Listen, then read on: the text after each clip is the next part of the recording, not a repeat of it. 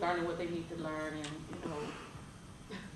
Sure. I guess more than just being conscious, aware of, to the point where they are ready to contribute to the history that we already have. Well, if you will allow me to use myself as an example, as a single parent, I didn't begin to learn who I was as a person of African ancestry until I was about 25, 26 years old. So as a parent, as a single parent, I wasn't going to allow that to happen to my daughter. So I assumed responsibility from day one to teach her history. I'll send her to school so she can learn to read and write and reason, but I'm going to assume responsibility for teaching her who she was as a person of African ancestry. I began taking her to Egypt with me when she was 7 years old. She made her first trip to Egypt when she was 7, and we wrote her first book when she was 8. So my daughter at that time was the youngest published author in America. And she began to get requests from schools and organizations to come out and talk about her travels to Africa and her experiences as a young author. So I planted the seed in her mind that we were going to work as a team. Wherever I traveled outside of the country, she would accompany me, and we would write books about her experiences. And then when she was invited to come and speak, she would be paid. My daughter's been making $200 an hour since she was 8 years old. Right? And so the idea is that she's not going to school to learn how to get a job, but she is a job. Right. And that as she's making money, we're going to put 90% of what she makes in a trust fund to pay for her college tuition, and 10% goes into her bank account so that she can pay for the things that she wanted. So I planted in my daughter's mind from the time that she was 8 that she's going to college, and she's going to help pay for her college tuition.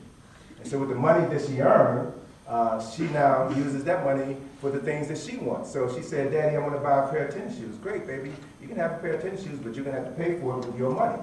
So do you want to buy a pair of $100 tennis shoes or a pair of $10 tennis shoes? I'm no fool. I want the $10 tennis shoes. So I'm teaching her to value herself more than she values things. And as a result of us traveling we went to West Africa when she was 10, to Ghana, Senegal, Gambia, and the Ivory Coast, so that we could visit, so we visited the slave dungeons so that she can understand how we got over here. And so by the time she went to college, by the time she went to Hampton, she had written more books than her professors. She had more experience about Africa, knew more about Africa than her professors. And she should be 31 in October, and she joins me every summer in my excavations in Egypt. And so she now teaches 6th grade geography at Maya Angelou Charter School in Washington, D.C. And she starts off every semester showing her students footage of her summer in Egypt with me, excavating the tomb of Karakamun. So now these children are learning to see Africa through the eyes of an African American.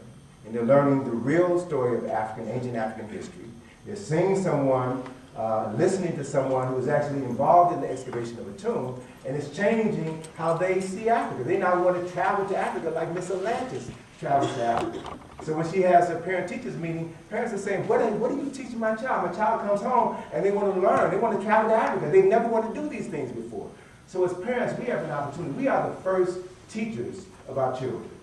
We have a responsibility to make our home their first classroom.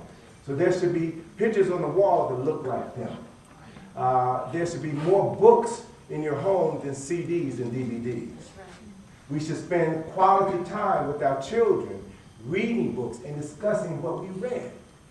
And the television should not be used as a babysitter. Right? So if we understood how to use the things that we have at our disposal, we could prepare our children to come to school ready to learn. And they would understand very clearly that to be intelligent, to be articulate, is not to be white, but it's to be your authentic African self. We are the first human beings to read, write, and reason.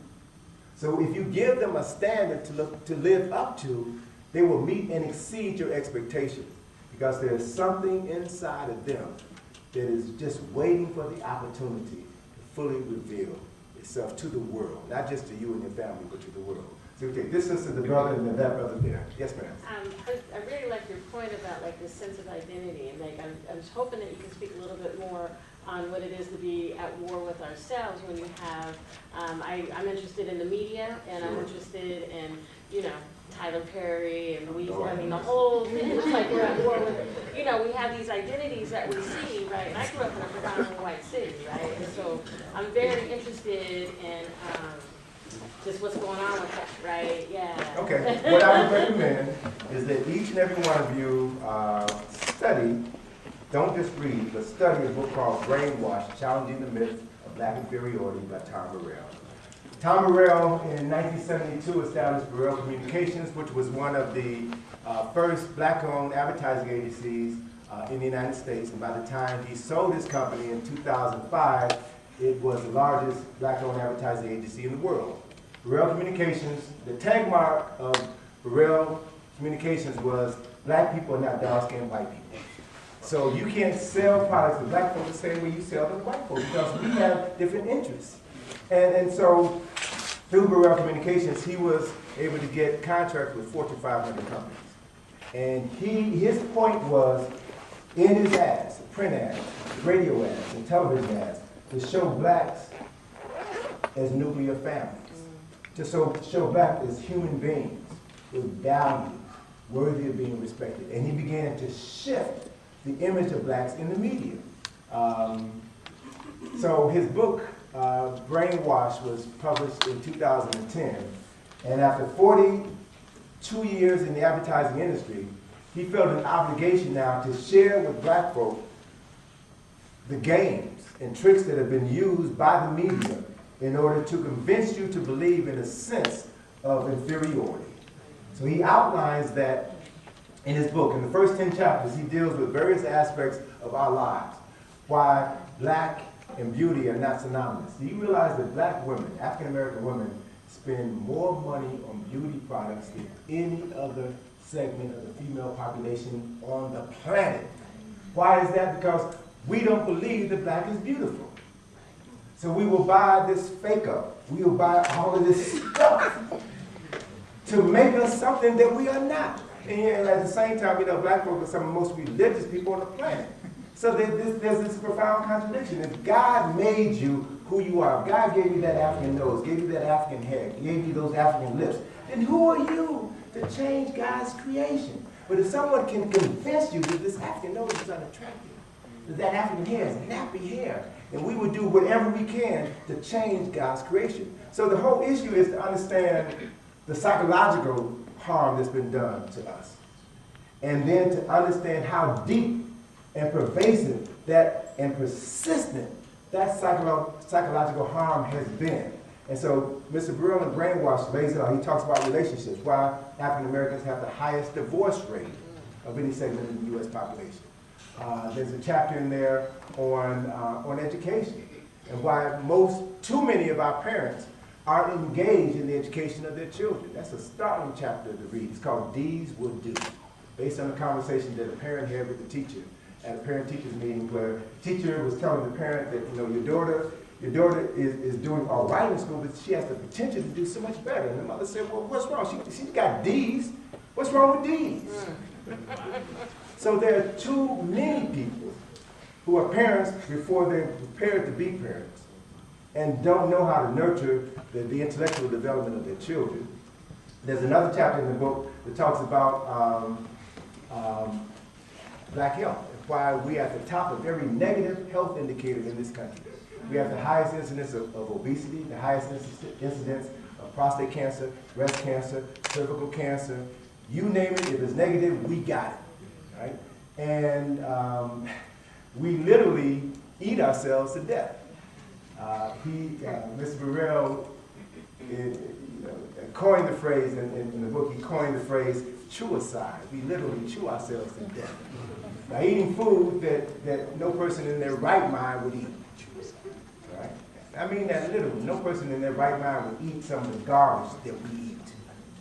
So we have to take stock of ourselves and do an assessment, do a checkup of the makeup, and begin to make some decisions to change things, not just for ourselves, but for our spouses, for our children, for our grandchildren. We've got to model for them what health looks like, what consciousness looks like, so that they don't have to get their models from so-called reality TV, which is a joke.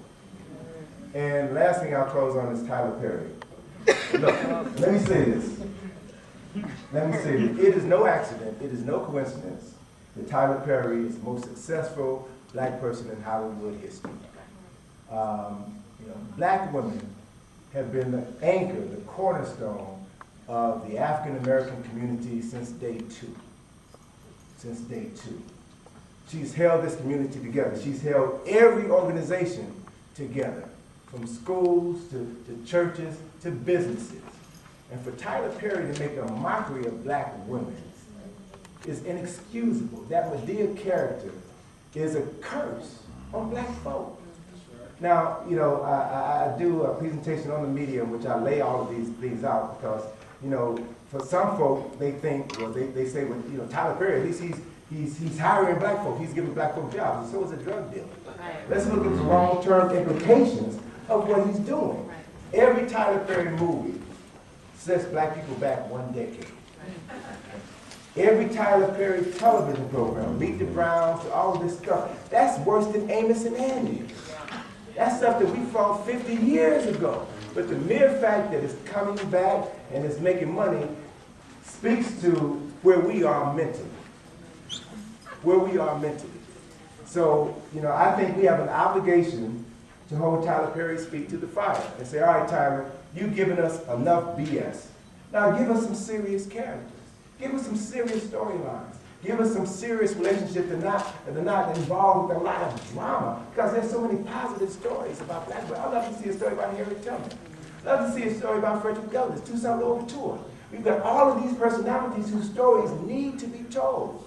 So Tyler, take some of your millions of dollars and give us something good that we can be proud of. Right? So we have to become conscious consumers of media content and hold people accountable. Not just Tyler Perry, he's one person that we need to target, but we also need to deal with Poop Doggy Dog and Half a Dollar and all of these Negroes who are producing garbage that is destroying the minds of our young, impressionable children. No other people in this society tolerate that. So what is wrong with us? Okay, what is wrong with us? So once we begin to face the man and the woman who stares back at us in the mirror and do an honest assessment of where we are and where we need to be, that will initiate meaningful changes that we can make in our own lives and ultimately in our communities. And I submit to you that one of the reasons why we have Tyler Perry, one of the reasons why we have all of this nonsense, all of this pornography that passes for music and videos is because it destroys the morality of young, impressionable people. Okay? So we'll get plenty of that, but very little that affirms our humanity. So if we didn't buy it, they would stop making it. Okay? So we had a brother over here and then a brother over there. And then we'll come to you all in a minute. Yes, sir. In the course of your presentation, you probably already answered the question, but what I wanted to ask about was that when it comes to the subject of teaching African or black history in public schools, I was shocked at the level of hostility from black educators. Exactly. Black school teachers. Exactly. Especially black males. Well, males and females. I mean, it ain't just males now, because I've been dealing with this, especially in D.C., since the late 80s. And the main problem that I found is that you have, as Dr. Carnegie Woodson described it, miseducated Negroes. You usually have letters behind their name. And so when you come in talking about aspects of African history that they know nothing about, they look at you like, who are you? I didn't learn this at Harvard. I didn't learn this at Yale. So there's a unnatural reaction or rejection of this. So my issue is this as I talk to parents. your tax dollars are being used to miseducate your children and every child in the classroom. So if we were organized, we would insist that our value contributions to civilization be used in the classroom. And you all could do that if you were properly motivated. And the other issue is, if the Diary of Anne Frank is read in every school system all across this country, then why do we not insist that there are certain books that affirm our humanity, our culture, and our ability to overcome, not just deal with adversity, but our ability to overcome. You know, there's plenty of literature out here. And so if our children saw themselves at young ages doing positive things in history, then they would know that the capacity to do the same is in them. And they would stop acting up in class. So as adults, as tax-paying citizens, we have an obligation and a responsibility to change the structure of our school system. And if the schools don't want to do it, then you all got churches, you got barbershops, you got fraternities and sororities. You need to have Saturday academies and teach your children like the Jews do, the Chinese do, the Koreans do, the Italians do, the Polish do. Why leave the education of your child to someone who has proven themselves not to have the best interest of your children at heart? That's foolish. So I think the solution to our problem is us. We don't have to wait on anybody to do anything. We just need to start standing up and acting as responsible men and women and do the things that we are supposed to do. And we will change this dynamic here in this country overnight. And kids, we don't have a lot of time to do it. Because we're now the #2 minority in the United States. And in another 10, 15 years, we may be the #3 or #4 minority. So if we didn't get parity when we were #1, imagine what you're going to get when you're #3, 4, 5. Huh? And the other issue, serious issue, that the African American community has to deal with is that foreigners come over here and they see America as the land of opportunity. And it is, which it is. I've traveled all over the world, and the poorest people here in America have it better than 90% of the people on this planet. Y'all ain't got no reason to be right. You got opportunities right at your fingertips. And so we have to commit ourselves to doing better, to stop complaining and stop wanting stuff that we have no need for. It's just greedy, it's just ignorant. You know, so if we use our funding differently and work cooperatively like other cultures do, we will change the dynamic overnight. So we don't have a whole lot of time to get our acts together before time is up. Okay? Start over here the question and then we'll... Greetings, brother. I'm a current member of a student organization here called Black United Students. And we are working on a mentoring program that will go into 2 school districts. It will be piloted this spring and fall. Due to the current influx of violence in schools, it has become much more difficult to get into a school. It's hard enough to get into a high school, and the younger children are, the more difficult it is to get down to them. What age do you suggest that we start these mentoring programs and these educational programs and these Saturday academies in schools? First of all, it should be a two-pronged approach. You should begin educating children while they're still in the womb. Right? And we need to really begin by educating adults before they produce children. There's a basic reality that the Jewish community understands very clearly, and that is the consciousness of the man and the woman during intercourse determines the consciousness of the child at conception. Think about that for a minute. Can you elaborate on that? The consciousness of the man and the woman when they're having intercourse determines the consciousness of the child at conception. So think about that the next time you're partying at the club and you're picking up somebody, you're going home with somebody, and then oops, guess what? Think about this because look, one of the things that we have to begin to really understand, and we don't get it, you really don't get it here in America. You travel outside of America, you travel to other countries where people have been able to maintain aspects of their culture. They have a more profound understanding of life. They have a more and a better understanding of ancestorship, what that means. And that when you bring a child into the world, you're creating an opportunity for another ancestor to come back into life via the life that you're bringing into the world. Right? So to bring a child in the world is a sacred thing. It's a sacred responsibility. And when you look at the statistics back in the 60s and 70s, only maybe 17% of teenagers were getting pregnant. Now it's more like 77%. And it's okay. Well, yeah, well, there's a saying, there's an Ethiopian proverb where there is no shame, there is no honor. All right? Where there is no shame, there is no honor.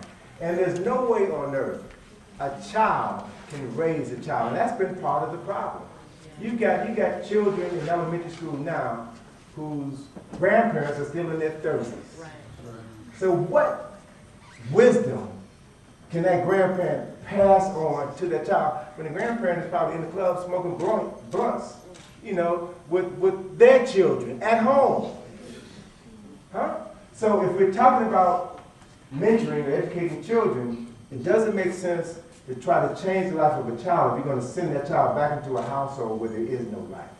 So it has to be a two-pronged approach. We got to deal with adults. We got to teach adults to read.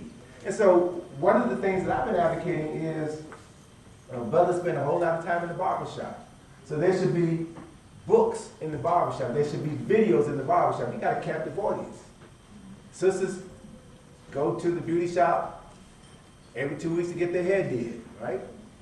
So there should be videos in the beauty shop. You got a captive audience. You have an opportunity now to begin to work on the inside and the outside of someone's head.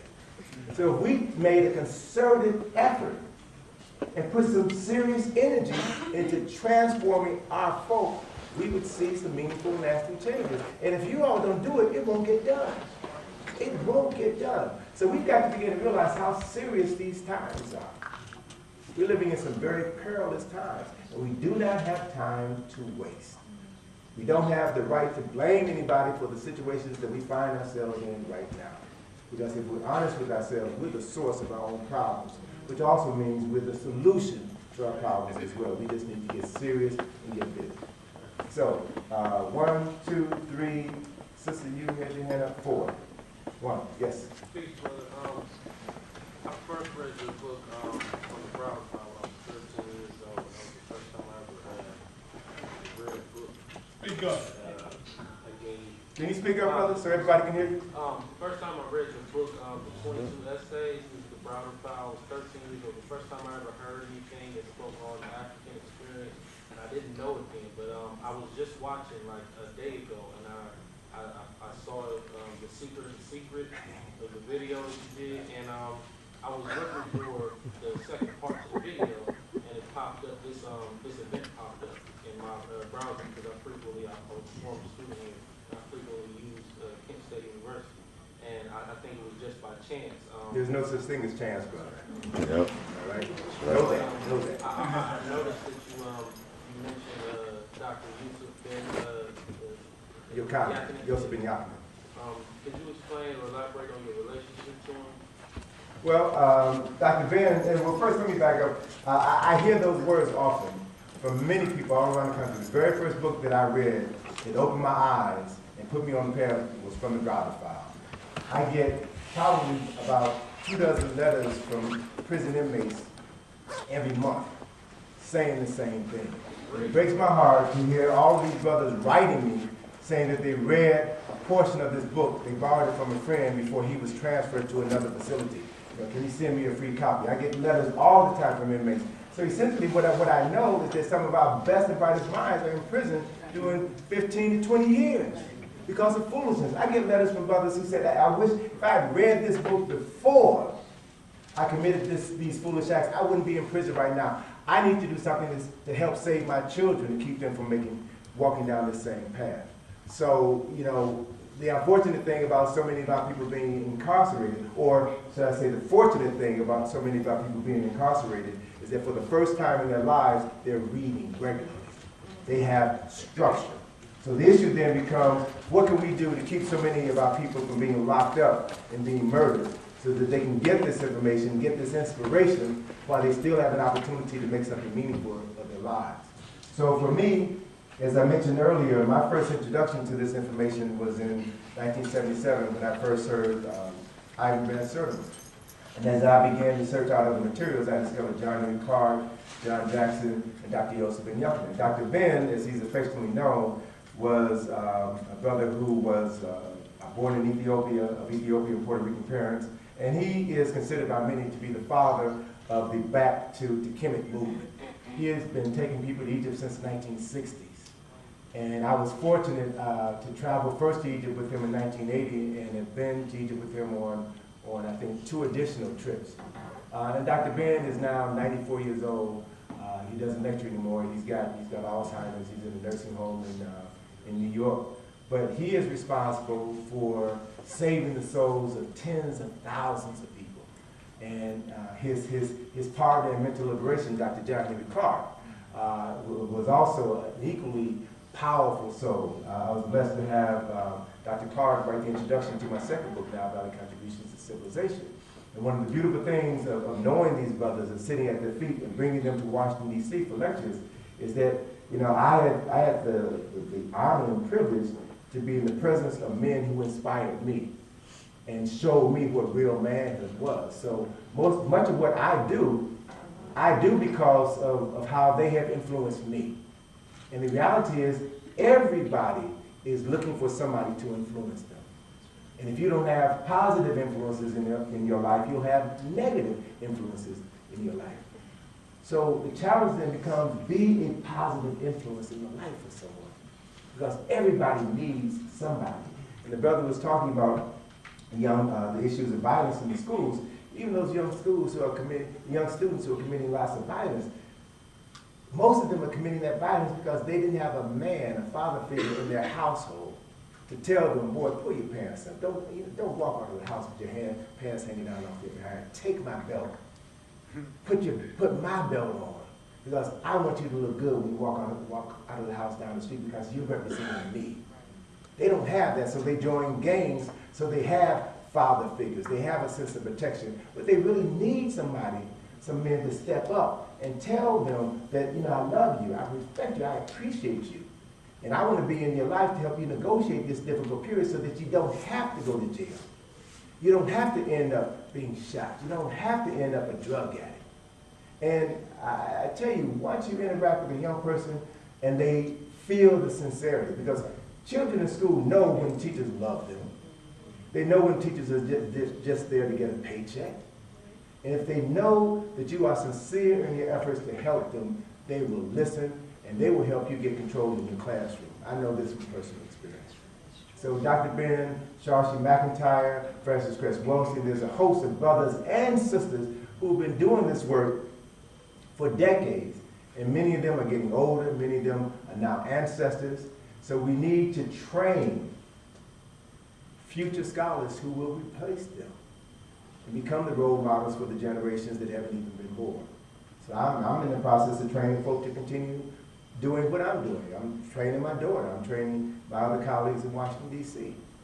To follow my footsteps, because I'm not going to be doing this. I'm not going to live forever. And I don't want this information to die when I die. So I'm preparing other people to exceed me. And if you start them early enough, then they will do that and be an example for other people who need examples in their lives. Right? So who was number 2? 2. I have a question. In the documentary refers to the topic of melanin discussed and stored much more as an intellect than a science. And I had never heard of it like that. So could you explain the impact and the importance of melanin? Right, I'm losing you. Can you speak up again? Okay, in the movie Hidden Colors 2, they were discussing melanin and how important it was. And they were talking about it as more as like an intellect, not just the color of skin. Could you explore? Sure, okay. Well, the whole subject matter of melanin really came to our awareness in 1972 when Dr. Francis Cress Wilson, who was teaching at Howard University's hospital, had published a book called The Cress Theory of Color Confrontation. Dr. Wilson is a psychiatrist, and she is a third-generation physician born in Chicago, and her father told her as a young medical student about the significance of melanin. So this is a subject matter that she had been investigating for quite some time. Published her first book, was a little pamphlet called The Crest Theory of Color Confrontation, in which she she put forth the theory that the racial problems that exist in America and throughout the world are problems that were created by Europeans who lack significant amounts of melanin, being fearful of genetic annihilation by people with large amounts of melanin in their skin. And as a result of writing that book, she was fired from Howard University. Okay, go figure. She published another book entitled The ISIS Papers, which expands on the work that she did with the Crest Theory of Color Confrontation. So that was in the 70s, and then by the 80s, a group of scholars, psychologists, physicians, and psychiatrists in California formed a melanin group.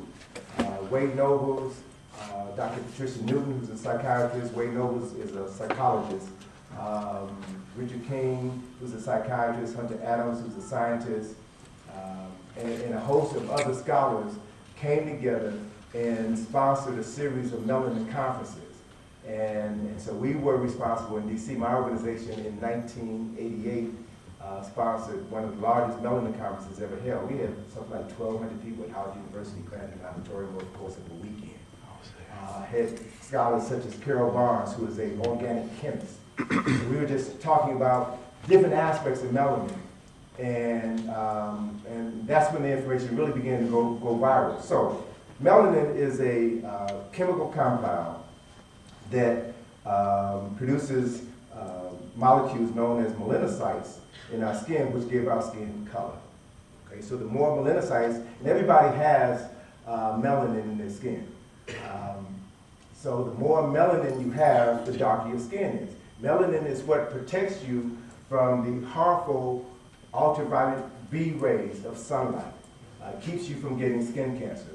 So the ultraviolet rays of sunlight, the electromagnetic energy that comes from the sun, hits your skin and then causes your cells, your melanocytes to multiply.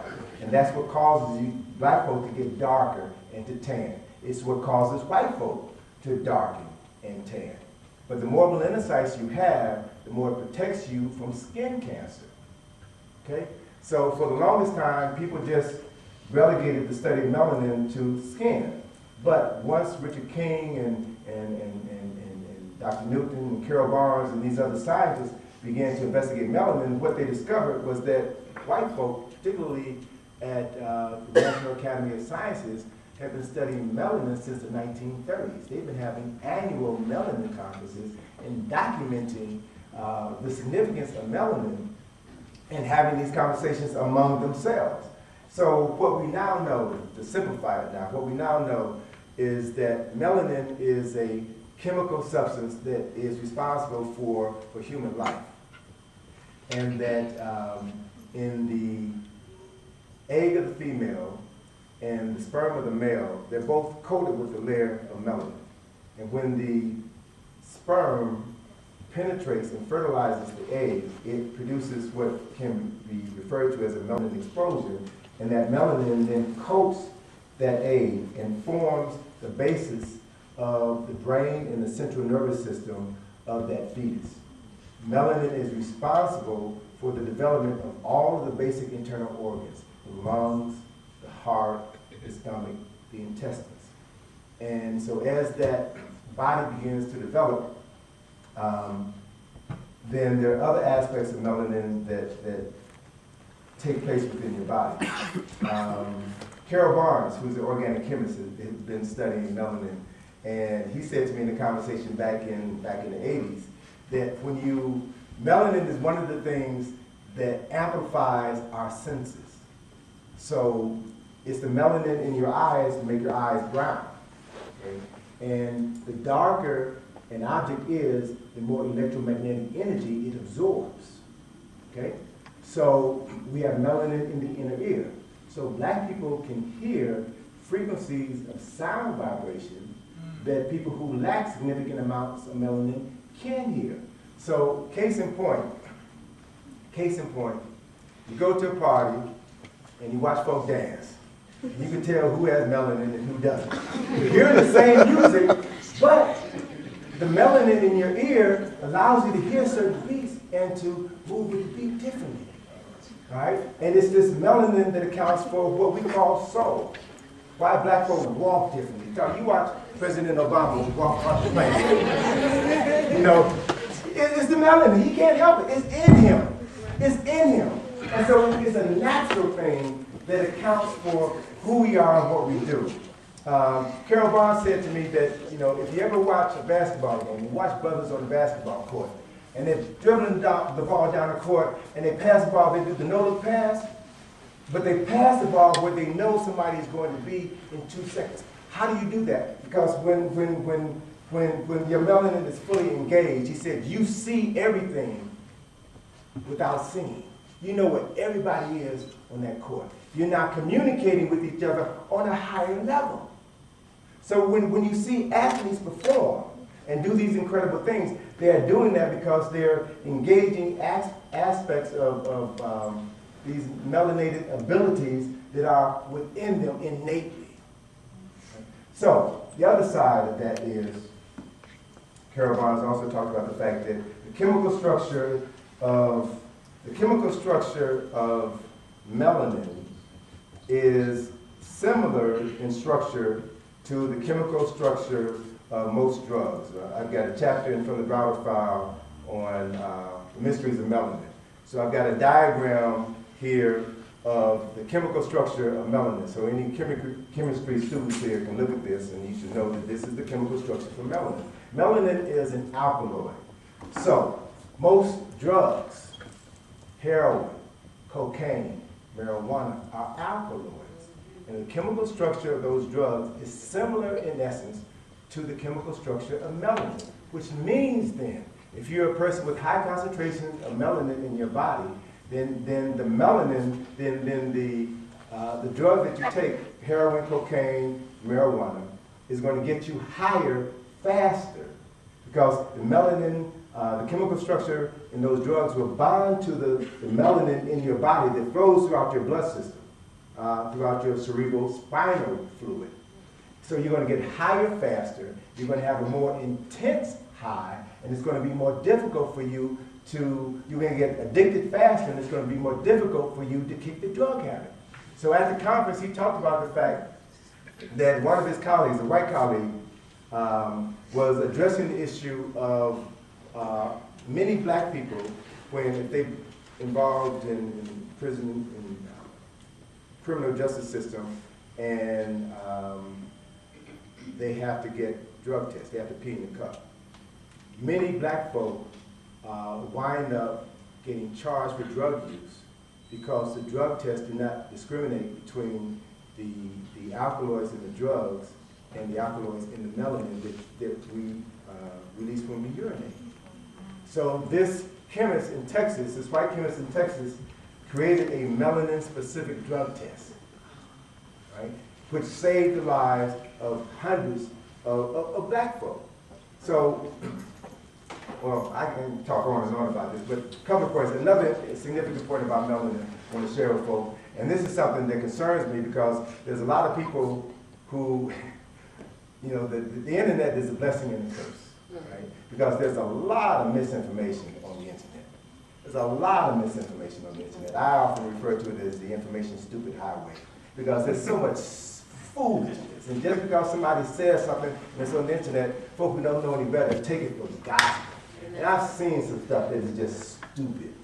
But if you don't know any better, you think, and it's somebody who sounds like they know what they're talking about, it sounds legitimate.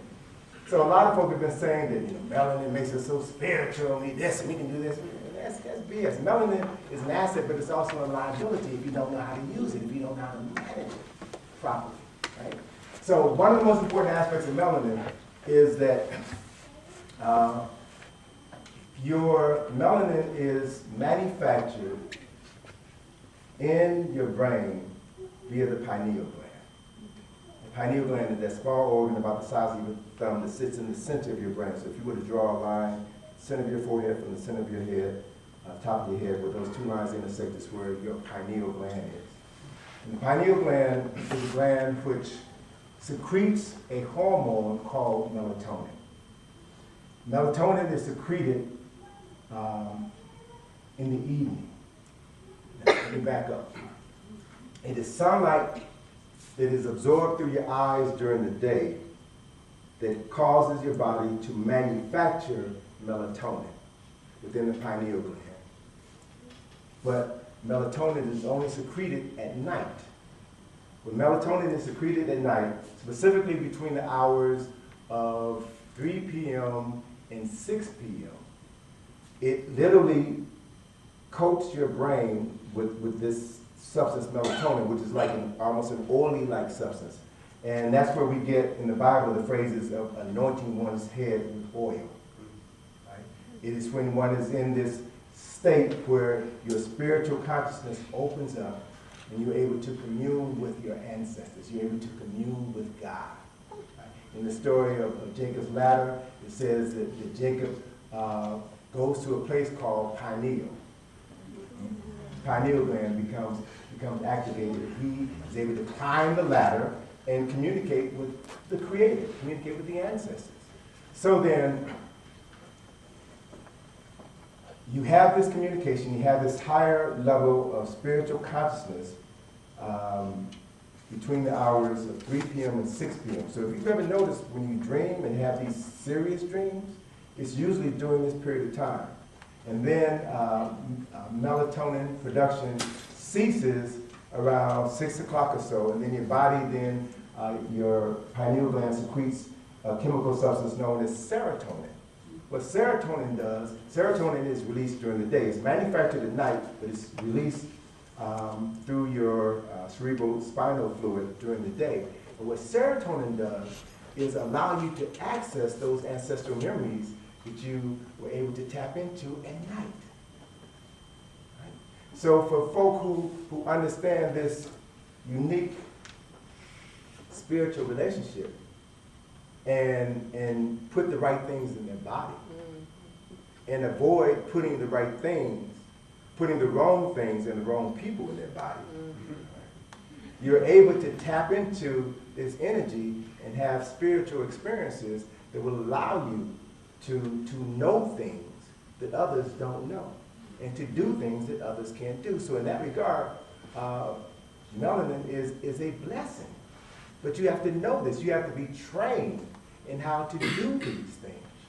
But another of the reasons why certain drugs are always made plentiful in our community is to throw off this spiritual relationship that you have with the ancestors. So that's why they promote, again, poop doggy dog. This Negro, by his own admission, smokes a pound of marijuana every day. Right? And he's on all the talk shows. So he's given a high profile appearance, which validates him and all of the stuff that he does. Right? And you know, he also runs a pornography channel. Right. Okay. He also has a book contract now where he's writing a children's book on how to purchase marijuana and how to use, white folk are allowing him to continue to destroy black children.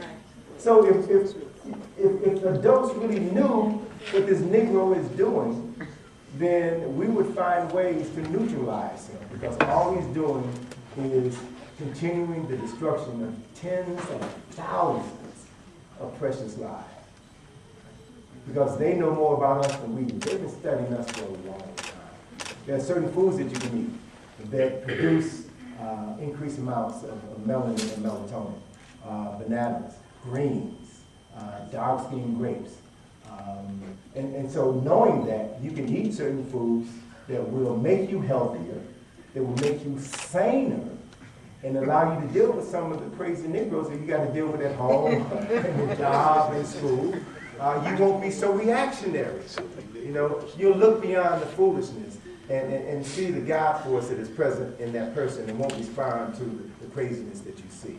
Right? It elevates your consciousness. So these are things that we should be talking about. These are perfect things that you may not be able to talk about in school, but if you had to say under the academy, if you had your fraternities, your sororities, your Masonic lodges, some of your more conscious churches, or people who are willing to open up their homes where people can sit down and read some of my books, read Dr. Wilson's book, and then have discussions about this, and then talk about how you can use this information to improve your life, right? Because you made a statement earlier, brother, about you think it was a chance or coincidence that you would look at my piece on YouTube and then see the announcement.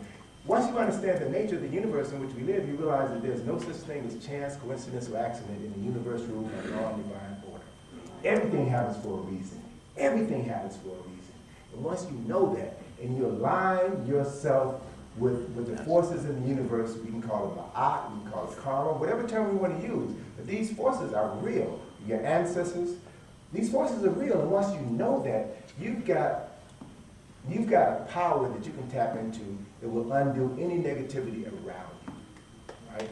And the enemies, the black folk know that. That's why they give you Tyler Perry. That's why they give you liquor stores on every corner, churches on every other corner. That's why they give you so many distractions to keep you from getting together to know your true self and then acting on what you know. Okay, who's number 3? Yes, sir. Wow, man, you said so much, man. It's hard to comprehend though. But I'm glad the lights are on because I can stay awake. Okay. That's why I didn't come see you. Okay. After a full day of work, I knew 7 o'clock hit at 2. I'm glad I didn't come. It's 2.5 hours. About the DVD, brother. You can watch I whenever know, you that's want why I knew you might have to DVD. Okay. That's why I'm here. But let's see. The main thing I want to say is we were talking about the Institute and what the question he was asking back here. And what I'm doing, I'm establishing a Black Facts University online university. And our first course is being out now, Ancient African Empires, according to Wikipedia. Reason I'm doing it that way is because I'm a Wikipedia author. And so as a Wikipedia author, I found I have been given power to be able to not only edit other people's articles, but to also create new articles. And so that's what I've been doing. I'm teaching other people how to do the same thing in this first course. So I just want to get your ideas and opinions on, you know, how you look at Wikipedia, what do you think about it, et cetera, et cetera. Right. Well, again, I think some Greek philosopher made the statement that the best trait that a person could ever develop is the judicious sense to know what not to believe. So there's good information out there and there's bad information out there. But if you can't distinguish one from the other, then you're wasting your time. So it helps people to be literate, to read. It helps people to be able to be in the company of people who are literate, who are readers, and who discuss what they read. And then once you've read something, once you have a baseline of understanding, then you can begin to share what you know with others. So there's a process that folk have to go through. But what I find quite often is that people read one book and all of a sudden call themselves an authority. And that leads to a lot of confusion. You go to a lot of campuses and folk are asking me about the Illuminati. What about the Illuminati? Negro, please. Everybody needs to do something. Needs to be in control of something. So don't hate on the Illuminati. If they exist, don't hate on them because they're acting in their own best interest. So when are you going to start acting in your best interest? When are you going to create something? So the effort that you're talking about is an effort to establish an opportunity to present some information out there that can benefit others. So you have an opportunity to be a beacon of light and truth. So I trust that you would do that and do that from a very centered point of view, such that you can provide a platform for others to learn to discern the lie from the truth. Because the best skill that you can ever develop is to develop a good BS detective. To know it when you read it. And see, you don't even have to know that there's the truth, but you just know a lie when you hear it. And truth be told, you already do know it. You know when somebody's lying to you. But you may not want to believe it. Or you may not have a truth that you can use as a reference point against that lie. So we can benefit from creating consistent time in our lives every day to increase our knowledge. To increase our knowledge and to show our children that you're never too old to learn. become lifetime learners, and then to showcase what you learn with others, to share what you learn with others, so that they can appreciate the value of knowledge. And then use that knowledge to transform their thinking, to transform their actions. Okay, so we'll take like 2 or 3 more questions and then we'll wrap up. Okay, so, hold on a second. So, you were next. 1, 2, 3, 4, 5, 6. All right. Go. Me? Yes. Okay. Okay. Yes, no, come on. She's trying to formulate a question. I really am. Okay, so, I don't know. I've really been trying to figure out how to formulate this. Just say it. Because, as far as music goes, like I was thinking about what you said earlier about like, if we don't buy it, you know, don't really invest in it and everything, but it's really, I don't know anyone who really buys music. We unfortunately download it for free, you know, and then when we listen to the music on the radio, I know at least with some of my friends, we just think this is really garbage, but they consistently play it over and over again, sometimes 5 and 10 times an hour, for it to sink into you, for you to want to listen to more of it. And I don't know, it kind of feels like, I don't want to say conspiracy, but like it's on purpose to kind of stupefy us. And then you have things like, I was talking to my friend Chris here about, you were watching this Fidel documentary. No, it was Che Guevara. Yeah, and we were thinking about how their leaders put in place. Like even Gaddafi, like a lot of people look at it, oh, he's a dictator, but if you actually look at like the revolutionary things he was trying to do with the African continent's economy. He shut his brother down. Yeah, but it's a lot of revolutionary leaders that are viewed as evil. Like Fidel. Yeah, I don't know where we're going with the question though. I was going more so I know where you're going. it just seems like every time we try to do for self, it's shot down. Like I know how you were saying like the Illuminati, like, you know, they're gonna react off of their best interest and we should react off of ours. But how do you really do for self when every time we're at that peak? And you were talking about earlier where they put things in place to get rid of that momentum of the Black Power movement. And then you have things like Gaddafi, who was trying to do the whole Central Africa. United States of Africa. Yeah. With one currency, one army. Yeah. All right. Look, you said it yourself. You said it earlier. That you listen to music, they keep playing the same songs over and over again, and you know they're brainwashing you, but you still listen. Why do you listen? There's an off dial. There's another dial that changes the station. You can listen to, you don't have to listen to that. If you know that it's BS, and you said that you know that it is, right? Then why do you listen? You listen because it's addictive. It's a drug. It's addictive. You listen to it and you want it. You crave it. You can't, look, understand this. Too many of our people naively believe that a Tyler Perry movie is just a movie. That a Pooh Doggy Dog song is just a song.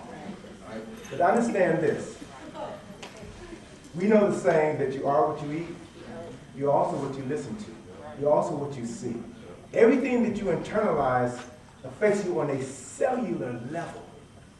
So if you're listening to this music, then your body begins to become comfortable to the music and it resonates to that music. So you become comfortable listening to pornography. Yeah. And then that's what comes out of your mouth. And then you associate, order 6 is its own level. So you begin to associate with people who do the same thing. So as long as you are doing that, you will never be in charge of your own destiny because you've already swallowed what, the blue pill in the Matrix. You're already captured. You're already a slave, mentally a slave. So you will never be free. There's this piece I do, talking about Che Guevara and all these other folks. There's this presentation I do on the media. And I played this excerpt from Sam Yet. Sam Yet used to be a professor at Howard University School of Communication. He talks about a trip that he made to China in 1977. And on that trip, he specifically had done his research and he had wanted to find out how the Chinese were able to go from a fourth world country in the 1950s to becoming one of the most powerful nations on the face of this planet. And I dare say by the time we leave this building tonight, China will be the #1 world power. How did they do that in a relatively short period of time? So he went to, he was talking to his guide and was telling him what he was looking for. And the guy said, well, I'll take you to this performance, this play. And I think this playwright will answer some of your questions. So he saw this play, and he saw all of the elements that incorporate the arts and music and the media to transform the consciousness were incorporated in that play. So he asked to meet with the author of that play, a 29-year-old Chinaman. And so he asked him, well, how did you do it? He said, well, you know, we're taught that we don't show our people as being dirty and poor. If they don't have money, we don't show them with holes in their clothes. We show them with clean clothes, but with the patches. And we show the oppressor as the person who lacks values and culture. He said, well, how did you all develop this theory? He said, well, Chairman Mao realized once he staged the revolution that he was going to have to change the consciousness of the people. So he gathered all the artists to this place called the Cave of Siam. And he put them there and he told them to stay there until they could compound a way that they could use the arts, they could use music, they could use painting, they could use performances to transform the consciousness of the people. And they produced a book that outlined how they did that. And so Mr. Yet said that he made an arrangement to interview this young man. And he said that Chinese are very ritualized. And so when you meet them, you go through this process, you have tea, and then you do the interview, and then if the interview is to everyone's satisfaction, then they'll ask for a photograph as a way of capturing that moment.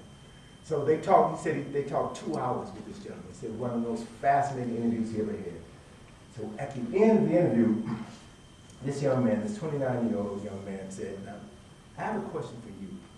He said, we don't watch very many American movies here in China, but we do watch television. And I want to know, there was a time in America when white people would put black things on their faces to darken their skin, and they would portray black people. I want to know if this television program that we see here called Sanford and Son, is that white people who put black things on their faces and act in such a disrespectful manner? And he said, well, no, that's not. That's actually black people. Then he said the man asked the question again because he didn't think he got the right answer. So he said, well, this program that comes on where a young man sits down at the table with his hat on, and he talks bad about his sister and disrespects his mother and calls it good times. That's not really black people doing that, is it? Mr. Yes said, well, I know some people like that personally. Yes, it is us. And then he said the conversation shifted 180 degrees. He said that this young man looked at him with a sternness that he would never forget. He said very sternly, that young man said to him, such a people will never know freedom, no photograph, and walked away. So, people who are in charge of their destiny know that they must control how they are perceived in the media.